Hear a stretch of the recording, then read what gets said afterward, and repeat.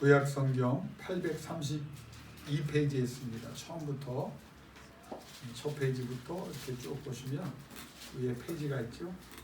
832페이지 시편 42편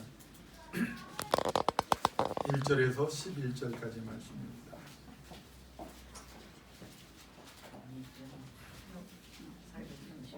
네, 832년에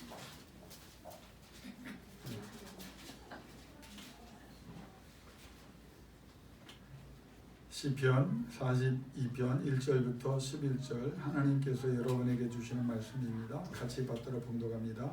하나님이여 사슴이 시냇물을 찾기에 갈급함같이 내 영혼을 주를 찾기에 갈급함이니이다. 내 영혼이 하나님 곧 살아계시는 하나님을 갈망하나니 내가 어느 때에 나아가서 하나님의 얼굴을 배울까.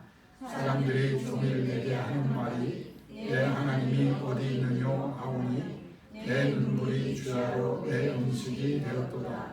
내가 전에 성회를 지키는 무리와 동행하여 기쁨과 감사의 소리를 내며 그들을 하나님의 집으로 인도하였더니 이제 이 일을 기억하고 내 마음이 상하는도다. 내 영혼아 내가 어찌하여 낙심하며 어찌하여 내 속에서 불안해하는가. 너는 하나님께 소망을 두라. 그가 나타나 도심으로 말미암아 내가 여전히 찬송하리로다.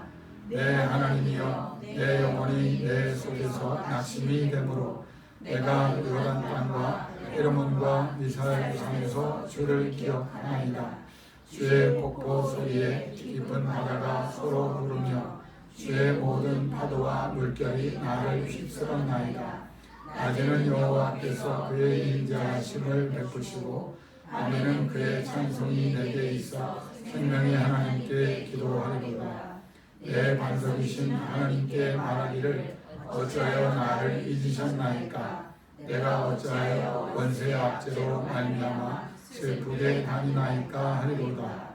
내 뼈를 찌르는 칼같이 내 대적이 나를 비방하여 늘 내게 말하기를 내 하나님이 어디 있느냐 하도다. 내 영혼아 내가 어찌하여 낙심하며 어찌하여 내 속에서 불안해하는가. 너는 하나님께 소망을 두라. 나는 그가 나타나 도우심으로 말미암아 내 하나님을 여전히 찬송하리로다. 아멘. 여러분 그 성경에 빨간 줄로 표시를 좀 해두시면 좋겠습니다. 왜냐하면 이 본문을 이번 주와 다음 주에 걸쳐서 두 번에 걸쳐서 이제 말씀을 나누려고 합니다. 오늘 제목은 절망과 낙심의 때 하나님께서 하시는 일이라고 하는 제목으로 말씀을 나누고 다음 주에는 절망과 낙심의 때 성도들이 해야 할 일, 이 두 가지의 주제를 가지고 같은 말씀을 나누려고 합니다. 여러분 인생을 살아가면서 우리가 절망과 낙심 그거 하고 싶은 사람 누가 있겠어요? 그런데 살다 보면 절망하게 되고 또 낙심하게 되거든요. 절망이라고 하는 또 낙심이라고 하는 그 단어의 뜻은 여러분이 잘 알 겁니다. 쉽게 표현하자면 하고 싶은 일이 있고 또 해야 되는 일이 있는데 해도 안 될 때 실패가 한두 번이 아니고 하는 일마다 실패하면서 이게 실패의 그 악영향이 축적이 될 때 쌓일 때 또 실망하고 낙심하는 것들이 계속 쌓여갈 때 결국 우리는 심정적으로 또 영혼으로 그리고 현실 상황에서 절망하게 됩니다. 그래서 절망이라는 단어의 뜻을 살펴보면 낙담하다라고 하는 뜻이 있고 희망을 잃어버린다라는 뜻이 있습니다. 그런데 그걸 좀 더 우리가 실제적으로 생각해 보면 절망이라고 하는 단어를 이렇게 정의하는 것보다는 절망 때문에 나오는 모습들을 보면 이 절망이 얼마나 우리에게 힘든 일인가를 깨달을 수 있습니다. 여러분 인생 살면서 아주 우울증 걸린 사람들이 굉장히 많아요. 뭐 돈이 있거나 없거나 건강하거나 아프거나 뭐 높은 지위에 있거나 낮은 지위에 있거나 뭐 지식이 많거나 그렇지 못하거나 모든 사람들이 각종 우울증에 정도의 차이지 이 땅에 살면서 우울증 없는 사람은 없는 것 같아요. 여러분도 그렇죠? 예, 우울해요. 저는 안 그런 것 같아요. 예, 저도 우울할 때가 있습니다. 근데 그 우울한 그 상황이 참 힘든데 그게 쌓이고 쌓여서 내가 어떻게 할 수 없던 그게 이제 절망으로 우리를 이끌어가는 겁니다. 우리가 극심한 분노 이것도 절망 때문에 오는 겁니다. 그러니까 통제가 안 되는 게 감정이 이게 어디서 오냐면 나도 모르게 이 절망의 영향 속에 있기 때문입니다. 극심한 무기력 이게 어디서 옵니까? 절망한 사람은 무기력해지는 거예요. 무분별 극심한 무분별 이게 뭐가 중요하고 뭐가 안 중요하고 무엇을 먼저 해야 되고 무엇을 나중에 해야 되고 우선순위 그러니까 이게 옳은 일인지 옳지 않은 일인지를 분별하는 것이 중요한데 이 분별력을 상실하는 것도 어디에서 옵니까? 절망에서 온단 말이에요. 그래서 절망한 사람들은 자포자기하니까 기회가 없어지고 소망도 없어지고 자포자기한 사람은 감정적으로도 피폐해지고 그래서 관계가 깨어지고 그래서 또 상황도 더 나아지지 않습니다. 이 절망에 이르게 되면 참 될 대로 되라 하는 마음이 이제 사람들이 일어납니다. 왜냐하면 자포자기가 일어나는 것도 절망 때문에 일어나지만 더 좀 우리에게 힘들게 하는 건 될 대로 되라. 모르겠다. 자포자기한보다 더 센 표현이죠. 더 위험하고 더 도움되지 않는 행위입니다. 그래서 더 악화시키고 스스로 망가뜨리고 최악으로 그냥 가게 내버려 두는 게 이게 이제 절망 때문에 우리가 겪는 참 힘든 과정입니다. 여러분 오늘 시편 42편 1절에서 11절을 두 주에 걸쳐 생각하려는 이유는 왜 낙심하느냐라고 이제 시편 기자가 말하고 있지만 사실 이 낙심이라는 단어보다는 절망이라는 말이 더 원에 가깝습니다. 그러니까 왜 절망하느냐? 그런데 상황을 보면요 절망 안 할 수가 없어요. 왜? 시편 42편과 43편을 여러분이 이제 붙여서 읽어도 돼요. 같은 시편으로 이제 신학적으로 분류합니다. 그러니까 이걸 굳이 떼어 놓지 않아도 42편과 43편은 같이 붙어 있는 한 편의 시편으로 인정을 받는 그런 관계입니다. 시편 42편과 43편을 보면 이게 이제 고라 자손의 시편이거든요. 시편이 이제 여러분 제일 많이 쓴 사람이 누구죠? 다윗이 많이 썼어요. 그리고 이제 모세도 쓰고 또 이제 그 고라 자손도 쓰고 여러 가지 또 이제 찬양의 사명을 감당했던 그룹들이 이제 쓴 것들이 이제 많이 나오는데 이 시편 42편, 43편은 특별히 고라 자손이 이제 쓴 시편입니다. 그럼 고라 자손은 누굽니까? 그럼 성경을 한번 되짚어 볼게요. 고라 자손이 누군지 알아야 될 거 아니에요? 광야 시절에 하나님을 찬양하는 하나님을 섬기는 직분을 감당하던 지파가 있었죠. 레위 지파입니다. 그러니까 이 고라 자손들은 레위 지파 사람들입니다. 근데 여러분 고라 자손들이라고 말하는데 그 조상이 참 못됐어요. 그래서 안 됐어요. 왜? 아론과 모세를 비방하고 당을 지어서 광야에서 분란을 일으킵니다. 그래서 하나님께서 진노하사 지진을 일으켜서 이 고라라고 하는 사람이 최고 선봉에 섰던 찬양대 대장 같은 사람인데 이 사람을 하나님이 그냥 땅에 같이 이제 동조했던 사람들을 다 그냥 지진으로 그냥 땅에 그냥 몰아넣어서 죽여버리셨어요. 그래서 그 이후에 그럼 고라 자손들이 어떻게 됐느냐 이제 회개합니다. 그래서 그 이후에 어떤 일을 감당하냐면 여전히 하나님의 성전을 담당하는 성전 문지기로 살아가면서 찬양을 하는 그러다가 이제 이후에 이제 살아남은 고라의 자손 중에 다윗 시대에는 싸움을 잘하는 용사들도 나왔지만 이들은 성전의 출입문을 담당하고 성전의 음악을 담당하던 그런 사람들입니다.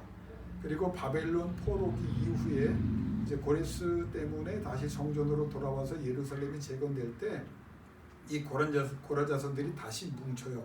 그래서 성전 문지기로 본래 자신들이 받았던 사명을 감당했던 그런 자손들이 이제 고라 자손입니다. 근데 이 고라 자손이 오늘 시편을 보면 절망하거든요. 왜 절망하느냐? 그 절망을 알기 전에 사실 42편, 43편에 또 특별히 42편의 5절과 11절 두 번에 걸쳐서 개혁성경에서는 그 얼굴의 도우심을 인하여 라고 하는 그 주제를 말하고 있고, 개역 개정에는 같은 5절 11절이지만 번역이 달라요. 그가 나타나 도우심으로. 영어 성경의 NIV 성경을 보면 그 번역을 달리합니다. 너희 소망을 하나님께 두라. 그리고 너는 하나님을 바라라. 이런 주제를 가지고 이제 이 42편이 이제 찬양의 시로 하나님께 이제 고백됩니다. 그래서 너는 하나님을 바라라. 호알리 렐로힘. 이게 히브리어입니다. 그리고 제가 여러분에게 많이 강조했던 힌네 엘로헤켐. 그게 뭐죠? 목요일날 나오신 분들 많이 들어서 알아야 될 텐데, 어디에? 너희 하나님을 보라. 그게 이제 하나님이 주신 말씀이잖아요. 힌노 엘레켐. 여기는 호알리 렐로힘. 근데 이건 너희 하나님을 보라. 이거는 하나님의 음성이라기보다는 고라 자손들이 찬양을 통해서 이스라엘 민족과 자신들을 향해 주는 그 주제입니다. 그럼 절망의 때에 개역 성경은 절망하지 말아라. 왜? 그 얼굴에 도우심이 있기 때문이다 라고 말하고 있는 거고, 개역 개정의 강조점은 그가 나타나 도우실 거기 때문에 절망하지 말아라 라고 말하고 있는 거고, NIV 영어 성경에는 절망하지 말고 오히려 하나님께 소망을 두는 것이 살아나는 일이다. 그래서 하나님께 소망을 둔다는 말을 너는 누구를 바라봐라? 하나님만 바라봐라. 여러분, 우리가 이 땅을 살아가면서 힘들고 어려울 때 우리가 다 낙심하고 좌절하고 절망하는 이유가 뭔지 아세요? 계속 상황을 보기 때문에.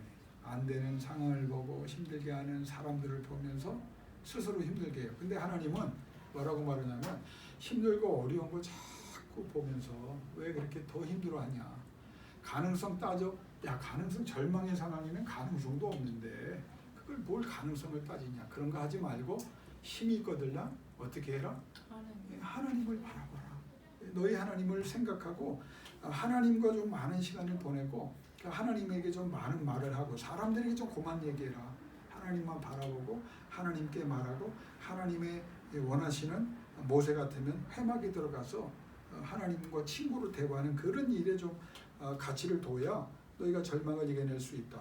자, 그러면 이제 너희 하나님을 바라보라고 하는 고라 자손이 이 말을 할 때의 상황을 우리가 보는 게 중요한데, 이 고라 자손이 이 당시에 절망과 낭망의 수렁에 빠져 있다는 걸 전제합니다. 그러니까 왜 하나님을 보라를 강조하냐면 절망과 낭망의 수렁에 빠져 있어요. 그럼 왜 이 사람들이 절망과 낭망의 수렁에 빠져 있냐면 성소에서 하나님을 찬양하는 레위인이었잖아요. 근데 지금 성소와 멀어진 비참한 현실 때문에 이들이 절망과 낭망에 빠져 있어요. 그 왜 그러면 성소와 성전에 가면 되지? 왜 성소와 성전에서 멀리 떨어져 있기 때문에 낙심하고 절망합니까? 그런 상황을 알아요. 바벨론 포로기를 겪고 있는 거예요. 나라가 홀랑망해버렸어요. 그래서 예루살렘 성전이 초토화됐어요. 레위인들이 다 잡혀왔어요. 그래서 고라 자손들이 지금 하나님의 성전에 갈 수도 없고 무너져 내렸고, 바벨론, 지금으로 말하면 이라크에 잡혀간 거예요. 노예가 된 거예요. 그래서 거기에서 착취당하는 삶을 살면서 예배할 수 없고 성전 봉사를 할 수가 없어요. 그런 상황에서 이 사람들이 뭘 말하냐면, 목마른 사슴이 시냇물을 찾아 갈급해하듯이 우리는 하나님을 갈망합니다. 하나님을 갈망함으로 어떻게든지 이겨내려고 하는데, 불행히도 그들이 마실 수 있는 것은 하나님이 주시는 시냇물이 아니라 눈에서 흐르는 쓰디쓴 통 안의 눈물을 마시고 있는 거예요. 여러분, 눈물도 맛이 다른 거 압니까? 기쁨의 눈물은요 달다고 그래요. 그 성분이 다릅니다. 그건 제가 과거에 눈물의 성분에 대해서 성경으로 이렇게 연구를 해서 했더니, 거기 앉아있던 그 저명한 약학 박사가 목사님은 약사하셔도 되겠다고 그렇게 칭찬할 정도로 내용을 하나 준비한 게 있는데, 한번 여러분, 그런데 눈물이 쓴 눈물이 있습니다. 한번 여러분 맛보세요. 언제 눈물이 있을까요? 내가 절망하고 낙심하고 힘들어하고 어둠에 있을 때 흘리는 눈물은요, 맛을 보세요. 굉장히 씁니다. 지금 고라 자손이 마시는 물, 그게 뭐냐면 쓰디쓴 환경 속에서 쓰디쓴 통 안의 눈물을 마시면서 낙심과 절망의 눈물을 마시니까 너무 쓴 거예요. 그래, 이런 현실 속에서 이들이 뭘 지금 생각하냐면, 하나님을 섬겼던 때를 생각하는 거예요. 과거에 하나님의 그 거룩한 성전에서 하나님을 섬겼던 그 아름다운 과거를 회상하는 거예요. 그때 우리가 하나님의 거룩한 성전에 올라가서 하나님을 찬양하고 그랬는데 그때를 생각하는 거예요. 여러분 그럼 한번 생각해 보세요. 지금 포로로 잡혀왔어요. 성전이 무너졌어요. 과거를 회상해요. 그럼 위로가 됩니까? 기가 막힌 거예요. 더 못 견디겠는 거예요. 여러분이 힘들고 어려울 때, 여러분이 뭐 금전적으로 또 육신적으로 힘들고 어려울 때, 내가 옛날에 건강했지. 그러면 위로가 됩니까? 내가 옛날에 잘 살았지. 여러분 그 위로가 됩니까? 더 힘든 거예요. 그러니까 이스라엘 민족이 위로를 받으려고 하나님을 갈망하면서 옛날에 그 고란 자손들이 유대인들과 함께 우리가 성전에서, 그런데 거기에서 딱 또 절망하는 거예요. 왜? 나라가 망했지? 예루살렘은 완전히 무너져 내렸지? 그때 아름다운 찬양을 하다가 지금은 노예로 잡혀와서, 제가 다음 주에도 설명했지만 그 보니의 맛이죠. 바벨론 강가에서 세계적인 노래죠. 그게 이게 시편이에요. 포로로 잡혀가서 쟤네들이 우리보러 노래하라고 하는데 우리가 무슨 노래를 합니까? 막 그 눈물을 흘리면서 쓴 게 이제 시편 138편 이제 같은 상황입니다. 너무 힘든 거예요. 여러분 우리가 절망하는 그 많은 요인 중에 하나가 뭐냐면 옛날에 내가 잘했던 걸 생각하고 옛날에 지금 내가 공부 못해요. 옛날에 그래도 내가 초등학교 때 1등했지. 여러분 희망이 됩니까? 더 속상해. 옛날에 잘했는데 내가 옛날에 내가 그래서 제가 이제 이북 교회를 많이 이제 목회를 했거든요. 거기에 보면 한 분도 이북에서 살다 오신 분 중에 가난한 사람이 없어. 다 부자였대. 다 땅이. 그러니까 이제 믿거나 말거나 우리가 증명할 수가 없으니까. 그래서 옛날 얘기를 합니다. 근데 그들이 말씀하시면서 결론은 뭐냐면 지금 그것 때문에 더 힘들어한다. 고향에도 못 가는 현실. 지금 고라 자손이 그것 때문에 너무 힘든 거예요. 옛날 생각하니까 너무 힘든 거예요. 여러분도 한번 적용을 해보세요. 옛날 생각하면 좀 속상한 분들이 있죠. 오늘 말씀이 이제 그걸 내가 건강했을 때, 내가 물질이 있었을 때, 내가 사회적 지위가 있었을 때, 내가 좀 젊었을 때, 내가 좀 영향력이 있었을 때, 그땐 좋았는데 지금 내 자신을 보니까 아무것도 내놓을 것도 없고 몸도 마음도 영혼도 상황도 뭐 나이도 뭐 내놓을 게 없단 말이에요. 그러면 우리는 과거를 회상하며 절망해야 됩니까? 아니죠. 지금 절망은 하고 있어요. 근데 더 절망하는 게 뭐냐면 그럼 이걸 노력해서 이겨내고 싶잖아요. 그렇잖아요? 지금 못한다고 여러분 앞으로도 못하면 이게 무슨 희망이요? 그게 무슨 우리의 소망이 되겠어요? 그러면 노력해서 이거를 이겨내야 되고 현실을 극복해야 되는데 여기까지 가니까 고라 자손이 또 죽는 거야. 더 죽어. 왜 죽어요? 할 수가 없어. 바벨론이라는 나라는 그 당시에 여러분 미국 같은 나라입니다. 최강의 국가예요. 잔인한 국가예요. 예루살렘 성전을 다 초토화시켜버렸다고. 그리고 포로로 잡혀와서 지금 뭐 자기들은 알죠? 몇십 년 동안 포로 생활한다고 예언을 들었습니까? 70년이라고요. 그러니까 이게 그걸 붙잡아도 소망이 안 되는 거야. 그러니까 너무 힘들고 어려운, 노력하고 애써도 안 돼요. 그럼에도 불구하고 이 사람들이 붙잡은 게 뭐냐면 스스로에게, 유대인들에게 찬양을 하면서 그럼에도 불구하고 하나님을 바라보자. 하나님 전에 설 수 없는 현실이고 성전에 나가지 못하는 현실이지만 하나님의 임재와 하나님의 능력을 기대할 수도 없고 하나님을 향한 예배조차 드릴 수 없는 현실이지만 대적들이 오늘 성경에 보면 네 하나님이 어디 있느냐. 여러분 이게 정말 힘든 거예요.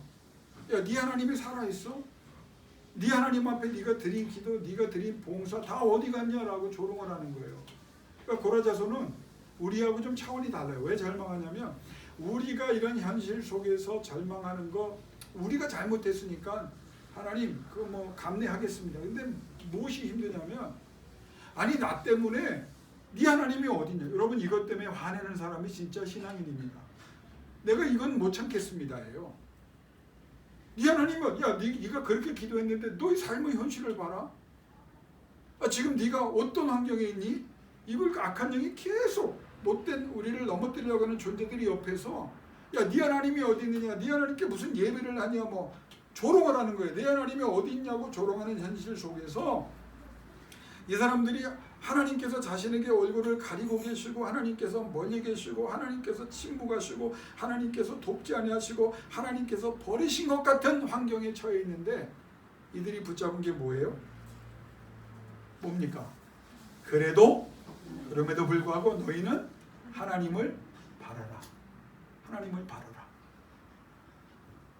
절망의 때에 하나님께서 무엇을 하신다고 이들이 고백하냐면, 따라합시다. 나타나 도우시리라. 여러분, 이걸 바라보라는 거예요. 절망의 때 네 힘으로 안 되고 네 능력으로 안 되지. 그 지금 이 고라자손이 뭐냐면, 특별히 예배를 하나님 앞에 귀하게 드리는 사람, 예배에 집중하는 사람, 예배에 최선을 다하는 사람, 그 사람이 하나님을 바라보는 사람이고, 그런 응답을 나중에 하나님이 주신다고요. 고라자손이 뭐 때문에 힘들었냐면, 돈이 없고 뭐 건강이 없고 뭐 환경이 뭐 미래가 이런 걸 얘기하는 게 아니에요. 오늘 특별히 예배를 못 드리는 것에 대해서 절규하는 겁니다. 하나님, 예배하고 싶은데 예배 환경이 안 돼요. 그 예배는 드리고 싶어요. 그러니까 어떻게 개인적으로 어떻게 하나님을 바라보는 거예요. 하나님이 나타나 결국에는 도와주실 것이다 라고 하는 믿음을 가지고 내가 마음대로 찬양하고 기도. 우리가 가장 잘못하는 것 중에 하나가 뭐냐면, 힘들고 어려운 때 제일 먼저 포기하는 게 뭔지 아세요? 예배입니다. 목사, 전도사 때도요, 목회하다 힘들어지고 전도사다 힘들어지면 에이! 예배 안 해.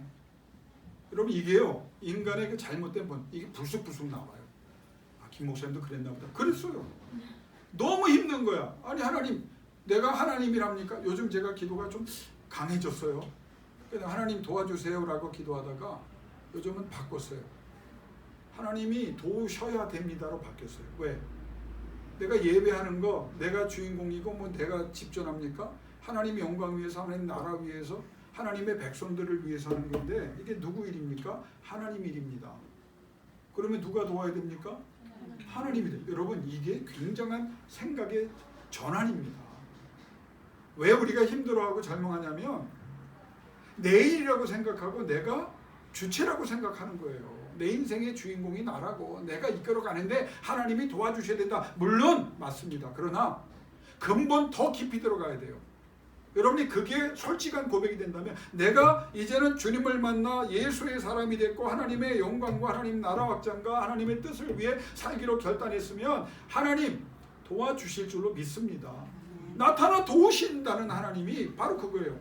그러니까 고라자손이 하나님 다시 우리에게 기회를 주시면 하나님의 은혜로 회복시켜 주실 줄로 우리가 믿습니다. 그래서 우리가 하나님을 바라봅니다. 그러면 하나님 앞에 예배하는, 하나님을 영광스럽게 다시 존귀케 하는 그 환경을 허락해 주실 줄로 믿습니다. 역사적 관점으로 그날이 다시 주어졌거든요. 사랑하는 여러분, 절망하지 마세요. 낙심하지 마세요. 이거는 악한 영의 역사고, 여러분 스스로에 있는 어두운 부분에서 여러분을 넘어뜨리려고 하는 공격입니다. 세상이 어떻게 나와도, 환경이 어떻게 가도 환경과 여건을 한 번은 볼 수 있어요. 그러나 거기만 보지 마세요. 가능성을 따지지 마세요. 나는 하나님을 바라보리라. 나는 하나님께 소망을 두리라. 그러면 그 하나님이 나타나 도우시리라. 고라자손처럼 그렇게 하나님께 집중하고 남은 기력을 쏟아붓다가 하나님께서 나타나 도우시는 역사가 일어나기를 주의 이름으로 축원합니다. 성경과 영적인 신앙의 선배들은 오직 하나님이라는 말을 수없이, 제가 다음 주에 생각했지만, 살아 역사는 하나님 아니냐, 전능하신 하나님 아니냐, 너의 아버지 하나님 아니냐, 너를 용서하겠다는 하나님 아니냐. 그리고 우리가 신약의 시대를 살아가면서 성령의 시대, 예수 그리스도도 아끼지 않은 하나님이 뭘 아끼겠느냐. 그래도 힘들어요. 그러나 힘들어도 해야 될 게 있어요. 마지막 남은 게 누구냐? 하나님이어야 합니다. 제가 이 설교를 준비하면서 저 자신에게도 이걸 왜 적용하냐면, 우리의 신앙의 선배들이 한 말은 뭐냐? 절망은 중병임에는 틀림이 없어요. 그러나 난치병은 아니고 불치병은 아니라는 거예요. 이 절망의 환경을 하나님께서만 해결할 수 있다는 것을 깨닫고 그 하나님을 바라보고 그 하나님께 매어다닌다면 반드시 나타나 도우시는 하나님이 여러분의 하나님으로 영광을 거두어 주실 줄로 믿습니다. 아멘. 제가 좋아하는 마틴 로이 존스 목사님이 끊임없는 설교를 통해서 신앙의 선배들의 말을 대변했어요. 따라합시다. 절망의 때 하나님은 나타나 도우심으로 부흥을 이루신다. 오늘 설교의 주제예요. 절망의 때 하나님이 하시는 일이 뭐라고요? 나타나 도우사 부흥을 주신다. 부흥을 주신다. 왜요? 이들이 하나님의 거룩한 전에 다시 올라가 하나님의 이름을 찬양하고 높이고 하나님께 영광 돌리는 그 간절한 마음을 하나님께 보여드렸더니 하나님이 절망의 때에 부흥을 이루신다는 거예요. 고라자손과 유대인들이 지금 현실은 그렇지만 뭘 붙잡았다고요? 하나님이 나타나 도우신다. 하나님을 바라보는 자에게는 하나님이 반드시 나타나 도우신다는 그 믿음을 가지고 있었다는 거예요. 예배를 흩어져 있는 자리에서 교회에 나온다는 이 사실이 얼마나 귀하다는 것을 깨닫고 예배에 생명을 거뒀어요. 제가 어느 교회 부임했을 때 보통 제가 부임을 하면 항상 그랬어요. 아프신 분들 또 어르신들을 먼저 신방합니다. 그런데 한 분이 1호로 요청을 하셨어요. 시무장로님의 어머님이셨는데 나이가 95세 되신 분이에요. 그래서 제가 그 집에 찾아갔습니다. 다 그 신앙으로 잘 키워서 그 장로님의 가정이 봉사도 잘하고 또 물질적으로도 복을 받고 뭐 사회적으로도 또 인정받는 그런 집안이었어요. 근데 들어가자마자 내 손을 붙잡고요. 95세 된 그 할머님이 이제 권사님이신데 이제 혼자 거동을 못하는 상태죠. 그렇게 우시는 거예요. 처음 봤죠. 목사를 처음 본 거죠.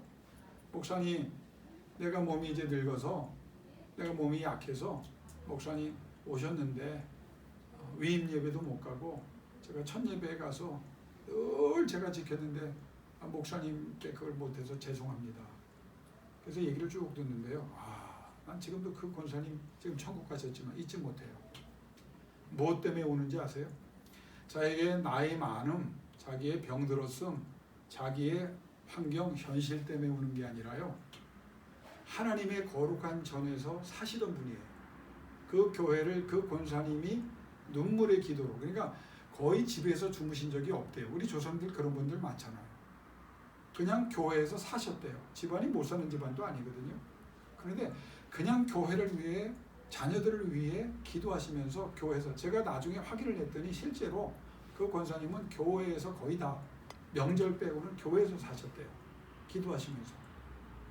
근데 이 젊은 목사를 붙잡고 하시는 말씀이, 다른 거는 아무것도 자기는 원하는 것도 없고 아쉬운 게 없는데 이렇게 기력이 없어서 자녀들에게 뭐 업혀서 갈 수 있지만 앉아있는 기력도 없으니까, 누워있을 수 없으니까 교회에 가지 못하는 것을, 예배하지 못함을 가슴 아파하는 건 저는 처음 봤습니다. 진실.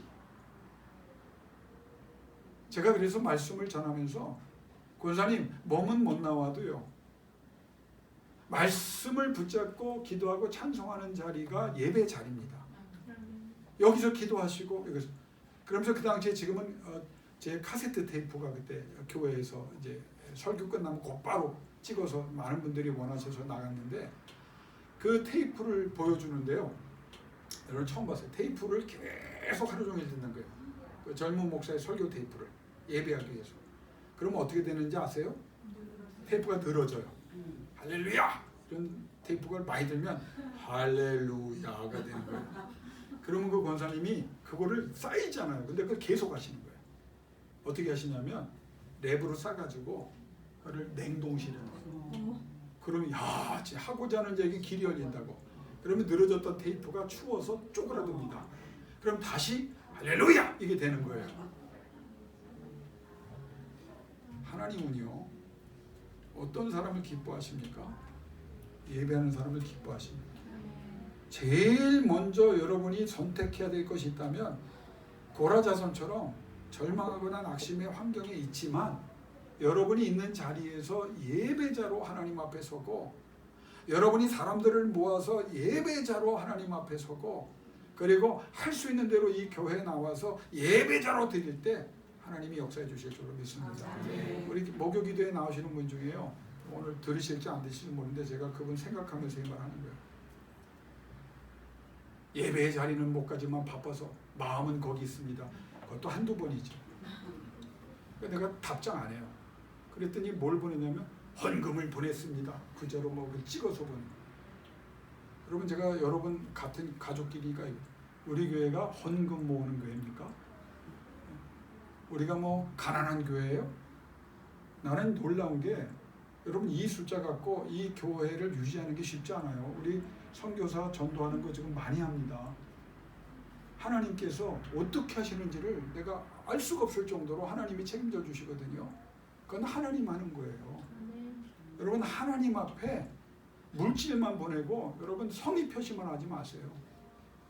예배를 귀하게 여겼기 때문에 이스라엘 민족에게 예루살렘을 회복시키는 역사가 있었고, 예루살렘에서 다 빼앗겼던 그 성전의 기구들을 고레스 왕이 그 바벨론 자기가 무너뜨린 나라의 느부갓네살이 한 짓인데 70년 후에 하나님이 그걸 하나도 손 못 대게 하사 다시 보낼 때 싹 보내고 더 보냅니다. 여러분 가운데 여러분이 있는 그 삶의 자리가 예배 자리가 되길 주 이름으로 축원합니다. 그리고 여러분이 힘 있을 때 교회 나와서 예배를 드리세요. 예배가 회복될 때 하나님의 회복이 옵니다. 그건 부흥이 온다는 거예요. 나타나 도신. 부흥이 뭐예요? 나타나 도신 하나님의 부흥을 보면 리바이벌이라는 그 영어 단어의 뜻은 뭐냐면 다시 살린다는 거예요. 죽어서요. 내 몸과 마음과 생각과 영혼과 상황이, 내 현실이 죽었어요. 그래서 절망한 거 하나님 아십니다. 근데 하나님이 나타나 도와주실 줄을 믿고 하나님을 바라봤더니 하나님이 나타나 도우셔서 부흥을 주시니까 첫 번째 살리시는 거예요.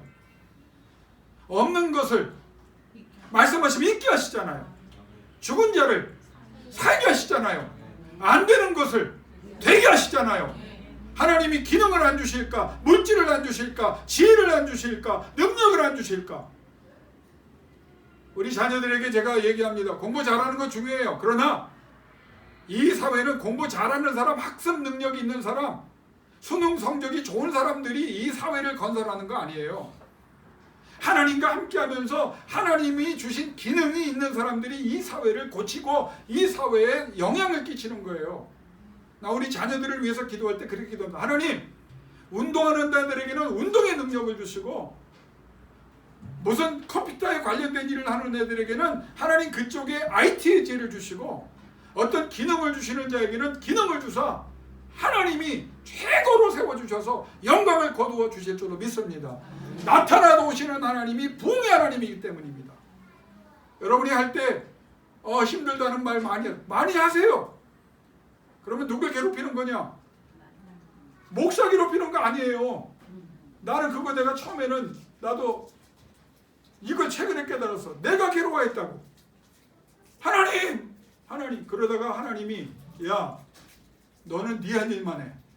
기도하고 부르짖고 눈물 뿌려. 대신 중보해. 내가 응답할 거야. 네 자녀가 아니야. 내 자녀야. 내 이름이 달렸어. 내 영광이 달렸어. 내가 부흥을 줄 거야. 다시 살려낼 거야. 강건하게 할 거야. 풍족하게 하고 평안하게 하고 형통하게 하고. 하나님이 여러분의 하나님으로 회복되는 역사가 일어나길 주 이름으로 축원합니다. 부흥은 희망이 아니에요. 부흥은 언약임의 약속입니다. 절망을 치료하는 유일한 약이 부흥이에요. 하나님이 주시는. 부흥은 어떤 인간들이나 프로그램이나 운동이 아닙니다. 성령 운동이 아니에요. 하나님만 하실 수 있는 하나님의 역사입니다. 부흥은 일반적이지 않아요. 평상적인 것이 아니에요. 제가 좋아하는 마틴 로이 존스 목사님이 부흥에 대해 설교할 때 저는 지금도 계속 그걸 듣거든요. 엑스트라 오디나리, unusual, special, very special. 쉬운 단어니까 내가 하는 거예요. 부흥은 평상시에 일어나는 일이 아니라 하나님이 특별하게 이루는 일이고 깜짝 놀랄 일이고 하나님께서 영광을 거두시기 위해 하나님이 하시는 일이다. 전례가 없었던 일이다 라고 말해요. 부흥은요 예측할 수도 없다. 여러분 부흥 언제 올지 몰라요. 여러분을 용기를 주면서 여러분이 그런 생각, 그럼 언제 오냐? 여러분 언제 올지 몰라요. 그러나 하나님이 나타나도 오신 하나님이 성경에 부흥을 주시나 뭐라고 하냐면 sudden이라는 말을 쓰죠. 영어. 갑자기 온다. 그때는 가장 좋은 때이기 때문에. truly, 진실로 온다. surely, 확실하게 온다. 그게 부흥입니다. 여러분이 예측하거나 여러분 기대하면서 절망하지 말고 갑자기 오지만 진실로 오고 확실하게 오는 부흥으로 여러분이 다시 일어나길 주 이름으로 축원합니다. 부흥은요 불강력적이에요. 가장 강력한 것이에요. 부흥은요 회복입니다. 고장나고 망가진 것 빼앗긴 것들을 다 고쳐주고 다시 찾아주는 거예요. 죽은 것의 부활이에요. 부흥은 절망을 하나님께서 다시 광명의 빛이 나는 환경으로 바꿔주시는 거예요. 시편 42편을 여러분이 절망의 환경에서 보면서 이걸 발견해야 돼요. 너는 하나님을 바라라. 그러면 나타나 도우시는 하나님의 부흥으로 하나님의 영광을 거두시고 여러분의 삶을 풍족하게 해주실 줄로 믿습니다. 낙망하지 마세요. 좌절하지 마세요. 포기하지 마세요. 목사님 희망 고문하지 마세요. 아니에요. 하나님이 약속하셨어요. 하나님의 이름이 달렸어요. 하나님의 명예가 달렸어요. 하나님이 여러분을 통하여 영광을 거두실 겁니다. 끝까지 하나님 바라보고 예배하고 기도하고 부르짖고 바람이 불어도 바람 소리 귀를 기울이지 말고 하나님의 음성이 언제 들릴까?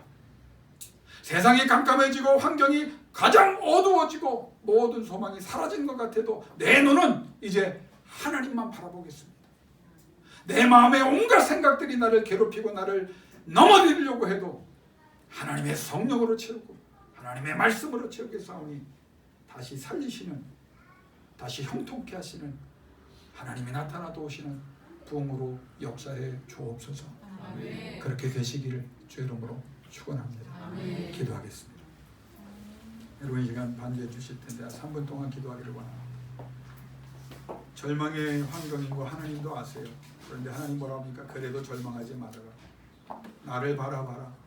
고라자산처럼 찬양하며 나를 바라봐라. 역사를 봐라. 내가 이스라엘 민족 다시 회복해서 돌려보냈지 않냐. 바벨론은 없어졌어도 유다 백성들은 다시 하나님께 영광 돌리는 그 찬양의 자리에, 영적인 자리에 내가 세우지 않았느냐. 이게 하나님의 음성입니다. 부흥은 여러분에게 주시는 하나님의 선물입니다. 하나님을 바라보는 여러분입니다. 이 시간 기도할 때 다른 거 기도하지 마시고 하나님만 바라보게 해 주옵소서. 내 귀와 내 눈과 내 입과 내 생각과 내 영혼을 하나님께 집중하도록 도와주시고 하나님 나타나 도우사 하나님의 부흥이 내가 기도하는 모든 존재와 환경 속에 나타나게 해 주옵소서. 간절히 기도하며 우리 3분 동안 기도하고 제가 축복 기도하고 축도로 마치겠습니다. 기도하겠습니다.